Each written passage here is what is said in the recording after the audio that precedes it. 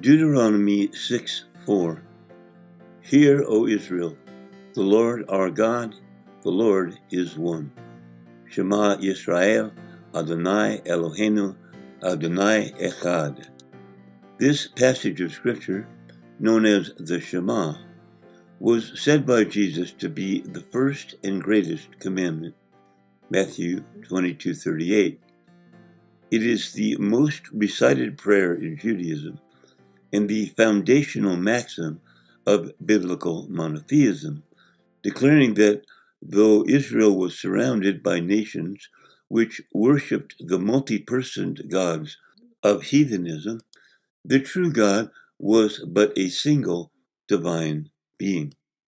Quote, among the heathen there were many Baals and many Jupiters, but the God of Israel, Jehovah, is the absolute and the infinite one.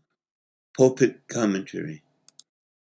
Quote, an expression of his unity, appropriate at a time when we know from Jeremiah 2:28 that by the multiplication of his shrines, the people of Judah conceived him as Baal and Ashtoreth were conceived, not as one, but as many. Cambridge Bible for Schools and Colleges. This verse is perhaps the strongest piece of evidence for non-Trinitarianism.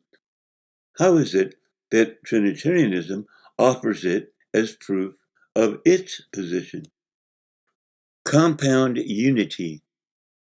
Trinitarianism asserts that the Hebrew word here translated one, echad, E-C-H-A-D, means many combined into one, what it terms a compound unity, and that this indicates a plurality of persons within the being of God. Quote, echad is a compound unity, meaning several or many in one. The Trinity in the Old Testament, M. Zutral. Echad always denotes compound unity. AbideInChrist.com.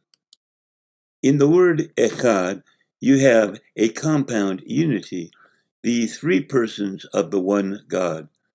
Chuck Smith, Bible Commentary.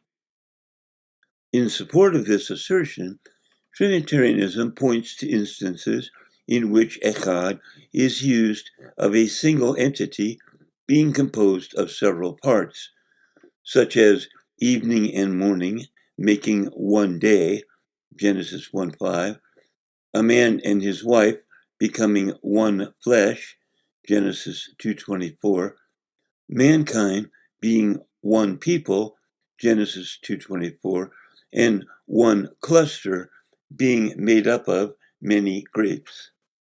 Disproving the argument, echad need not denote a compound unity, while one, in any language, can refer to a compound unity, such as one cluster being composed of many grapes.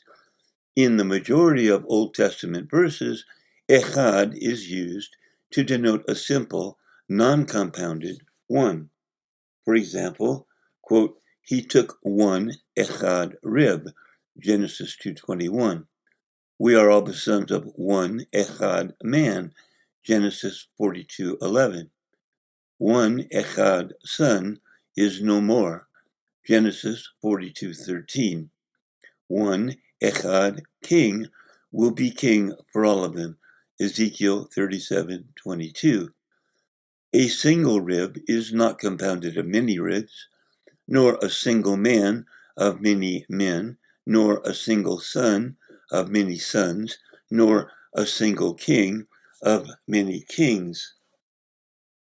In each of these cases, the one, echad, referred to is not a compound unity, but a cardinal numerical singularity.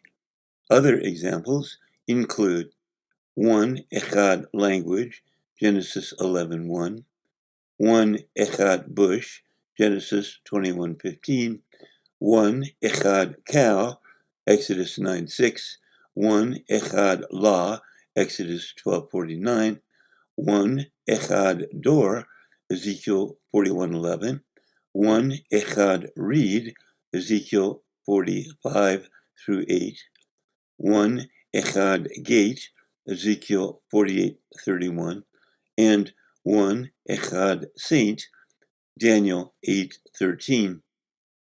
Echad occurs over 900 times in the Old Testament, and in almost all cases, it simply refers to a single, non-compounded entity. The parts are not the whole. In a certain sense, everything is a compound unity. One rock is composed of many atoms. One atom is composed of many particles. One body is composed of many systems.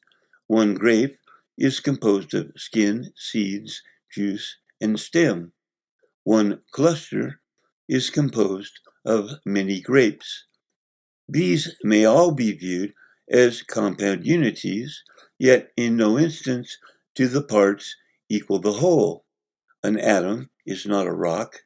A particle is not an atom. The digestive system is not the body. A stem is not a grape. A grape is not a cluster. In each case, the sum of the parts remains a simple numerical one. One rock, one atom, one body, one grape, one cluster. In none of the cases does the word one indicate one made of many, even though each entity consists of many parts. Likewise, even if God consisted of many parts, none of those parts by themselves would be God. Further, while Trinitarianism asserts that the three persons are each God, the Shema says that God is one, not three. The Lord alone. The point of Deuteronomy 6:4 is not to declare that the Lord is a compound unity, but that the Lord alone is God. Many translations opt for this rendering. Quote, "The Lord is our God, the Lord alone." New Revised Standard Version, New American Bible, the Holy Bible in the language of today, an American translation, Smith and Goodspeed, etc. Quote, "Yahweh is our God, Yahweh alone," the Emphasized Bible. Quote, "The Eternal alone is our God," a new translation. In translating echad as alone, these versions make clear that the word does not indicate a compound unity, but a numerical singularity. One means one. One in any language simply means one. There is something singularly sinister about distorting the foundational doctrine of biblical monotheism, that God is one, so as to make it appear to say that God is three. Deuteronomy 6:4 Summary. Trinitarianism wants us to believe that in Deuteronomy 6:4 the word echad means one made of many, and thus signifies that God is composed of several persons.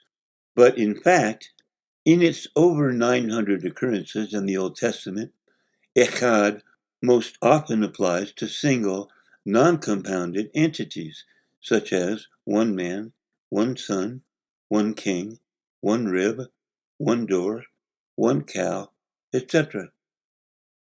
Even in those scriptures where a compounding is presented, such as an evening and a morning making one day, or as many grapes making one cluster, none of the individual elements are the equivalent of the entity they combine to produce, whereas each member of the Trinity is said to be the same God produced by their combination.